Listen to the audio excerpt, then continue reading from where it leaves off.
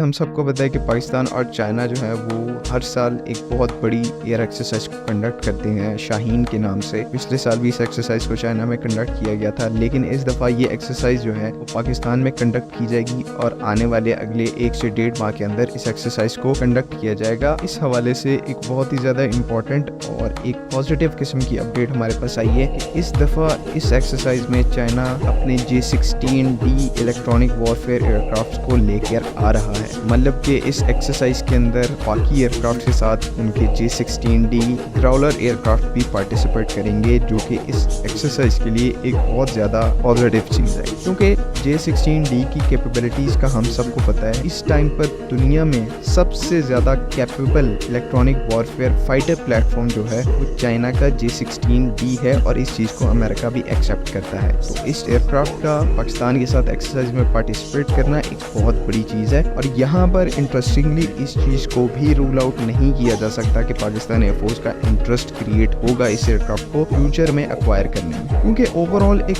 بہت زیادہ impressive year craft ہے, ایک امپریسو پلیٹ فارم پہ بیسڈ ہے. اس کے بعد سے چائنا نے جو اپنی ماڈیفیکیشنز کی ہیں, مطلب کہ پورے ایئر کرافٹ کو دوبارہ سے ری ڈیزائن کیا ہے EW رولز کے لیے. اس ایئر کرافٹ کے اوپر اتنے پاورفل ایسا جیمرز لگے ہوئے ہیں کہ یہ اگر اپنی پوری انٹینسٹی کے ساتھ کسی ایئر کرافٹ کو ٹارگٹ کرے تو اس ایئر کرافٹ کے آن بورڈ الیکٹرانکس میلٹ ہو سکتے ہیں. اس ایئر کرافٹ کے اندر, اس کے جیمرز کے اندر اتنی پاور ہے کہ یہ ورچولی اس ایئر کرافٹ کو آبسلیٹ کر سکتا ہے. اسی وجہ سے امریکہ سمیت تمام جتنے بھی چائنا کے اپوزنگ کنٹریز ہیں وہ اس کو اتنا بڑا تھریٹ کنسیڈر کرتے ہیں. تو شیورلی اتنے امپریسو ایئر کرافٹ کو جب کوئی بھی ایئر فورس اپنے ساتھ ایکسرسائز میں پرفارم کرتا دیکھے گی, آٹومیٹکلی اس کو ایکوائر کرنے کا جو ایک نیچرل خیال ہے وہ آئے گا. اب کچھ لوگوں کا یہاں پر ایک آبجیکشن ہوگا کہ پاکستان ایئر فورس جو سنگل انجن ایئر کرافٹ کو آپریٹ کرتی ہے وہ کیوں اتنا بڑا ایئر کرافٹ لیں گے. ٹوین انجن ہے, ہیوی ویٹ کلاس کا فائٹر ہے. جو ہم J-31 یا J-35 ایکوائر کر رہے ہیں وہ بھی ایک solid twin engine aircraft ہے, اور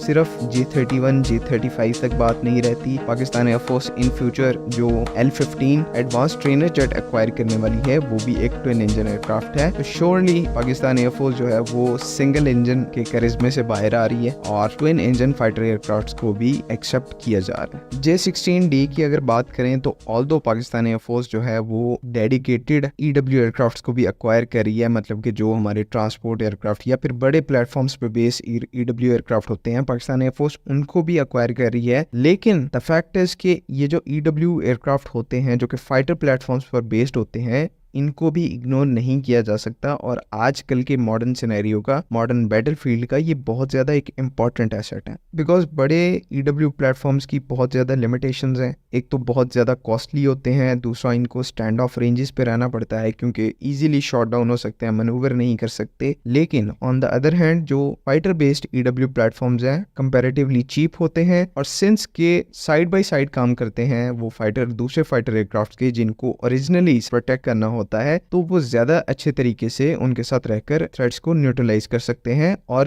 دوسرے رولز میں بھی پرفارم کر سکتے ہیں جہاں پر ایک بڑا dedicated EW aircraft perform نہیں کر سکتا. باقی اور بھی بہت سارے فائدے اور نقصانات ہیں, لیکن ہمیں ان دونوں ٹائپس کے پلیٹ فارم کو اپنی ایئر فورس میں رکھنا ہوگا. میں یہ نہیں کہہ رہا کہ یہ چیز بہت زیادہ کمپلسری ہے, لیکن فیوچر کو دیکھتے ہوئے جس طرح سے الیکٹرانک وارفیئر ایوالو ہو رہی ہے اسی طرح سے ہمیں بھی کچھ اس طرح کا ایکوائر کرنا چاہیے. آئی نو یہ تھوڑے سے مینٹیننس ہنگری پلیٹ فارمز ہیں اور باقی ایئر کرافٹ سے تھوڑے سے زیادہ مہنگے ہیں, لیکن ان کا بیٹل فیلڈ کے اوپر جو ایڈوانٹیج ہے وہ انپیرلل ہے. اور اسی وجہ سے جو ماڈرن ایئر فورسز ہیں وہ اس طرح کے ایئر کرافٹ کو یا تو بنا رہی ہیں یا تو وہ آلریڈی ان کی سروسز میں انڈکٹڈ ہے. تو اگر ہمیں اس ریجن کے اندر لانگ ٹرم اور ایک کاسٹ افیکٹو ڈیٹرنس بنانی ہے تو ہمیں اس طرح کے پلیٹ فارمز پر لک اپون کرنا پڑے گا, ان کو ایک بار دیکھنا پڑے گا. تو آئی ہوپ کہ آپ لوگوں کو باتیں جو ہیں وہ سمجھ میں آ گئی ہیں. اگر کوئی بھی کنفیوژن ہے تو آپ کامنٹس میں ضرور پوچھیں. باقی اگلی ویڈیو تک کے لیے اللہ حافظ. پاکستان زندہ باد.